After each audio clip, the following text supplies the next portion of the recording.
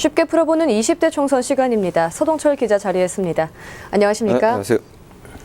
네, 먼저 첫 소식 전해주시죠. 앞서 광진갑 선거구의 총선 판세 분석 리포트 같이 보셨는데요. 광진갑 지역은 지난 96년 15대 총선 때부터 성동구에서 분리돼 선거가 치러지기 시작했는데요. 5번의 총선에서 뚜렷한 이념적 색채 없이 말 그대로 보수와 진보 후보가 혼재돼 당선자가 배출됐습니다. 그동안의 선거 결과를 통해 이번 선거의 판세 분석 좀 더 자세히 한번 살펴보겠습니다. 1996년 처음 치러진 15대 선거에선 진보 계열인 새정치국민의 김상우 후보가 당선이 됐고요. 16대 총선에서는 보수 계열인 한나라당 김영춘 후보가 당선됐습니다.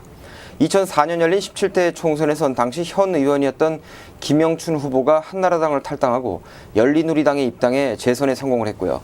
18대 총선에선 다시 한나라당 권택기 후보가, 지난 19대 총선에선 민주통합당 김한길 후보가 당선됐습니다. 5번의 선거 결과에서 알 수 있듯 보수 진보의 팽팽한 대결의 흐름을 엿볼 수 있었습니다. 하나 더 주목할 점은 15대 때부터 보수와 진보 진영이 계속 순번을 바꿔가며 당선됐다는 점이죠. 20대 총선에서도 이런 현상이 계속될지, 또 국민의당 후보가 된 현 의원이 어떤 성적을 낼지, 안팎으로 광진갑 선거구는 그 결과를 예측하기 어려운 상황에 놓여 있습니다. 네, 이번 총선 표심을 움직이는 큰 요인 중에 하나가 경제정책이란 말이 있습니다.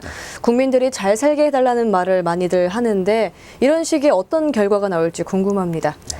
자, 이번엔 총선 이슈 알아보는 시간이죠. 어떤 소식 준비하셨나요? 네, 4월 13일이 되면 유권자들 바쁜 그 시간을 쪼개서 투표장으로 가시게 될 텐데요. 그런 일이 있어서는 안 되겠지만 자칫 실수로 소중한 한 표가 무효표가 될 수도 있습니다. 그래서 이번 시간에는 정상적인 투표 방법이 아닌 경우 중에 그래도 유효표로 인정받는 경우와 무효표가 되는 경우를 살펴보려 합니다. 준비된 화면을 보면서 설명을 드리도록 하겠습니다. 유효투표와 무효투표를 비교해가면서 말씀을 드릴 텐데요. 먼저 기표 용구 관련입니다. 화면 좌측처럼 완벽하진 않지만 기표 용구를 사용했을 때는 유효투표이고요. 화면 오른쪽처럼 완벽했더라도 주어진 기표 용구가 아니면 무효 처리가 됩니다. 다음은 있어도 되는 것과 없으면 안 되는 것, 이 두 가지를 한번 비교해 볼까 하는데요. 투표용지 절취선은 그대로 남아 있어도 되지만 투표용지 우측 상단에 시군 위원회의 도장, 즉 청인은 없으면 이 무효 투표가 됩니다.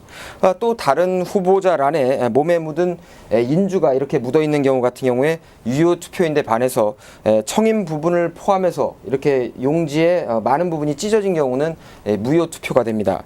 유효 투표와 무효 투표를 비교해 드리고 있습니다. 이번에는 기표수와 관련된 내용입니다. 보시는 것처럼 후보자란 외에 다른 그 여백의 기표 표시가 된 경우는 유효 투표이지만 기표한 후 기표 용구 외의 것을 사용하거나 이렇게 어떤 문자가 들어갔을 경우에는 무효 투표가 됩니다. 한 후보자란에 2개 이상의 기표가 된 경우, 이 경우도 크게 문제 없는 것으로 간주가 되고요. 하지만 서로 다른 이 후보자란에 기표가 2개 이상 표시가 되면 무효입니다.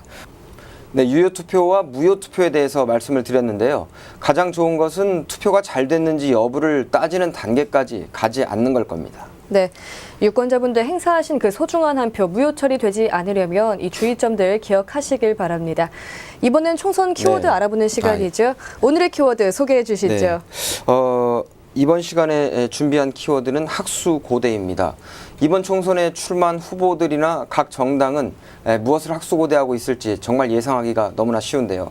이들이 학수고대하는 심정 어느 정도인지 한자 뜻풀이를 통해서 한번 알아보도록 하겠습니다. 네, 좌측부터 학자의 머리 숫자, 괴로울 고자고요. 기다릴 대자입니다. 학이 머리를 쭉 빼 괴롭게 할 정도로 기다린다는 것인데요. 다시 풀어보면 학의 머리는 목이나 마찬가지니까 학의 목처럼 길게 빼 몹시 기다린다는 뜻이 됩니다. 학의 몸 길이가 평균적으로 1m 40cm 정도 되니까요. 목의 길이를 약 3분의 1로 봤을 때 50cm 정도 된다고 볼 수 있겠네요. 네, 다시 정치권으로 돌아와서요.